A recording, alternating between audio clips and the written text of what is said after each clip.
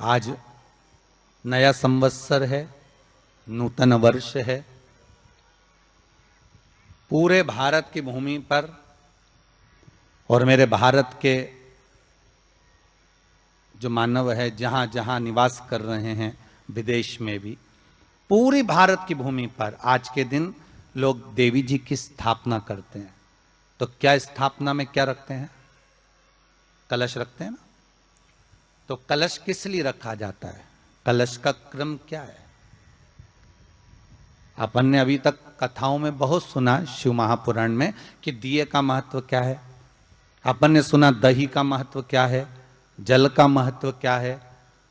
पूरी शिव महापुराण में अपने अलग अलग महत्व को जाना है।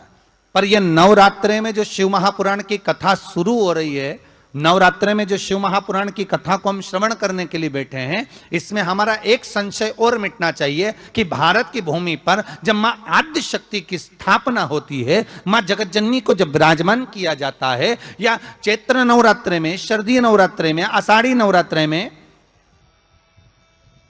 आदिकादिक पौष नवरात्रे में हम शंकर की, हम जगत जननी जगदम्बा की जब स्थापना करते हैं, या हम नूतन घर का प्रवेश करते हैं, या गणेश जी की स्थापना करते हैं, या कोई दुकान को प्रवेश करते हैं, या कोई शुभ कार्य करने के लिए अग्रण्य होते हैं, तो हम कलश की स्थापना क्यों करते हैं? आज शिव महापुराण में शुरुआत में अपन शिव और पार्वती की यही संवाद को लेकर चलते हैं।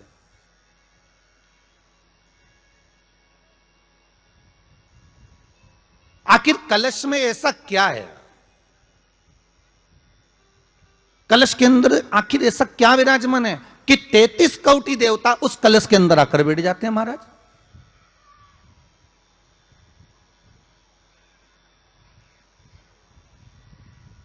आप कोई यज्ञ करने जा रहे हो, आप कोई पोथी पुराण करने जा रहे हो, आप कोई अच्छा कार्य करने जा रहे हो, तो ब्राह्मण देवता कह देते कलश की स्थापना होगी, कलश की शोभा यात्रा निकलेगी, कलश यात्रा निकलेगी, कलश विराजमान होगा। और आज हर की पौड़ी पर, प्रयागराज में, या उज्जैनी में, नासिक में जो बड़े बड़े कुंभ के मेले होते, कुंभ का मतलब भी तो कलश से होता, उसकी महत्वता क्यों है? उस कुंभ की, उस घड़े की महत्वता कहां से प्रकट हो गई? शिव महापुराण की कथा कहती है महाराज, भगवान ओघड़दानी शंकर स्वयं आद्य शक्ति जगदम्बा से कहते हैं कि जगदम्बा तू क्या चाहती है, बोल। तो जगत जननी जगदम्बा कहती है कि जहां मैं हूं वहां शंकर है। ये आपने कह दिया, पर जहां शंकर है वहां पार्वती का होना जरूरी है। उसके लिए सिद्ध करने के लिए एक स्थान ऐसा बनाया जाए जहां पर शंकर विराजमान है और शंकर के साथ पार्वती विराजमान है। तो शिव जी ने कहा, पार्वती, उसके लिए मैं तुझे एक सुंदर कलश का निर्माण कर देता हूं। दुनिया का रचनाकार, दुनिया की रचना करने वाले महाराज, संपूर्ण ब्रह्मांड की रचना करने वाले, जिनको भगवान शिव ने स्वयं ब्रह्मदेव से कहा है कि ब्रह्मा जी तुम सृष्टि खंड को आगे बढ़ाइए, सृष्टि की रचना करिए। और आज ही के दिन, यही चैत्रीय प्रतिपदा के दिन, यही इसको कहते हैं नया संवत्सर, नया वर्ष। हिंदू धर्म में क्यों कहा जाता है? आज ही के दिन ब्रह्मा जी ने महाराज सृष्टि की रचना करना प्रारंभ करा था। आज ही के दिन भगवान शिव और ब्रह्मा का संवाद हुआ था। सीधे भगवान शंकर ब्रह्मदेव के पास जाकर बोले थे, हे ब्रह्मदेव, आप सृष्टि की रचना करिए। तो ब्रह्मा जी ने पूछा था, सारे नक्षत्र आपने बनाए, सारे दिन आपने बनाए, सारी घड़ियां आपने बनाई, सारा पल आपने बनाया, मनुष्य की श्वास गिनती, काउंटिंग, अर्थात मनुष्य के शरीर की रोमावली, ये सब आपने निश्चित करी है। मनुष्य की कितनी धड़कन चलेगी, कितनी श्वास चलेगी, 21,600 श्वास जो मानव के शरीर से प्रतिदिन निकल रही है, 3.5 करोड़ रोम छिद्र जो मनुष्य के शरीर में बने हुए हैं, ये संपूर्ण बनाने वाले आप हो। एक एक घड़ी, एक एक पल, एक एक नक्षत्र, एक एक समय बनाने वाले आप हो।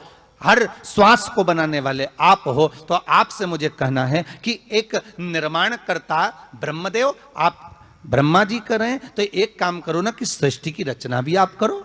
भगवान ब्रह्मा ने शिव जी से कहा कि सृष्टि की रचना आप करिए।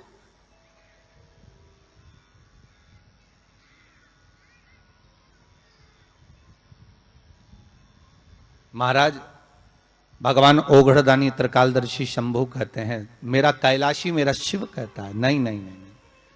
ब्रह्मदेव सृष्टि की रचना करने को तो हम कर दें, मना नहीं है, पर भगवान विष्णु की नाभि से आप प्रकट हुए हो। भगवान शेषनाग की सैया पर शयन कर रहे हैं, और भगवान जब शेषनाग की सैया पर शयन कर रहे हैं, उस शेषनाग की सैया से सोते हुए भगवान ने अपने नाभि कोश से आपको प्रकट करा है कमल के पुष्प के ऊपर, और आप भगवान की अंतः नाभि में, ब्रह्मदेव ना जाने हजारों वर्ष तक आप नाभि में प्रवेश करते गए, हजारों वर्ष तक आप नाभि के अंदर जाकर साधना करते रहे, और साधना करने के बाद भी आपको यह पता ना चल पाया कि आपका प्रागट्य बिंदु क्या रहा। ब्रह्मदेव सृष्टि की रचना आप करिए।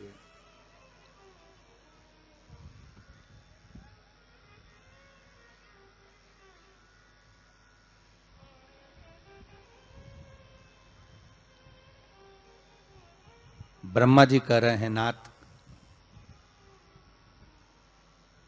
इस सारे ब्रह्मांड को रचना करना है कर दूंगा, मना नहीं है, पर रचना करता भगवान ब्रह्मा जी कहते हैं कि मैं संसार को एकाग्रित करूं, उससे पहले 33 कोटि देवताओं को मुझे एकाग्रित करना है, और सारे 33 कोटि देवता एक जगह पर आकर विराजमान हो जाए, ऐसी कोई व्यवस्था करना है।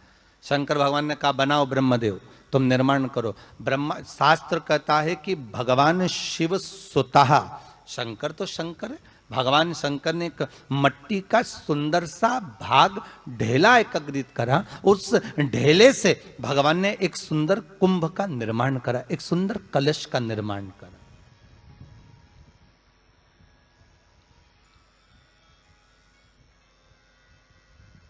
देखिए कितनी सुंदर कथा है। अगर आप लिंग पुराण में इस कथा को निकालोगे तो एक आनंद की अनुभूति और होगी। अगर किसी के मन में संशय हो कि यह कथा कहां से ली गई है, तो लिंग पुराण में से आप इसको निकालिए। उसमें वर्णन किया गया कि सफेद मट्टी का शिवलिंग, लाल मट्टी का शिवलिंग, पीली मट्टी का शिवलिंग, काली मट्टी का शिवलिंग, उस शिवलिंग के निर्माण के पहले जब भगवान का पूजन करने के लिए पात्र की जरूरत पड़ी, तो उस पात्र का निर्माण किसने करवाया था? और सबसे पहला पात्र निर्मित, सबसे पहला पात्र का निर्माण, ये तांबा, सोना, चांदी, पीतल, इनके पात्र तो बाद में बने साहब। सबसे पहला पात्र बना ही काय का था? जम के बोलिए जरा, काय का बना था? सबसे पहला पात्र था ये मिट्टी का। आज भी हिंदू धर्म में भले तुम्हारे घर में सोने के कलश हो, भले चांदी के कलश हो, भले तुम्हारे घर में पीतल और तांबे के पात्र रखे हों, पर आज भी अगर ब्राह्मण कहेंगे कि हमें कोई यज्ञ करना है, अनुष्ठान करना है, हमें ये स्थापना करना है, तो ब्राह्मण एक ही बात कहेंगे कि तांबा, पीतल, चांदी के हमें पात्र नहीं चाहिए। ब्राह्मण कहेगा मैं मिट्टी के कलश लाकर रखो।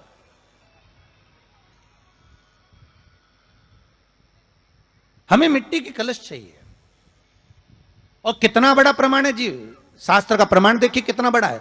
आप किसी दूसरे घर में जा रहे हो, आप अपना घर छोड़कर और दूसरे मकान में जा रहे हो, और आपको लगा कि मैं इस घर में अब 15-20 दिन नहीं आऊंगा, 1 महीना नहीं आऊंगा, तो शिव महापुराण की कथा कितना सुंदर कहती है कि अगर आप जा रहे हो और आपको ऐसा भय लगता है कि इस मकान में कोई दूसरी प्रवेश ना करे, कोई दूसरा जीव ना आ जाए, इस मकान में कोई अंतरात्मा ना आए, इस मकान पर कोई टोना ना करे, इस मकान में कोई टोटका ना करे, इस मकान में कोई जादू ना करे, तो उसके लिए शिव महापुराण की लिंग पुराण वर्णन करती है कि मात्र एक मट्टी का कलश, उस मट्टी के कलश में एक महाराज थोड़ा सा धान भरकर, उसमें 1 सिक्का, 1 रुपया उसके अंदर डालकर और 1 बेलपत्र उसके अंदर डालकर, उसको उसके एक दिए से या प्लेट से या नरियल से उसको रखकर एक स्थान में ईशान के अंतर्गत उसको रखकर चले जाइए। उस मकान में ना तो कोई भीतर प्रवेश कर सकता है, उस मकान में ना कोई टोना कर सकता है, उस मकान में ना कोई टोटका कर सकता है, उस मकान में ना किसी की नजर लगती है।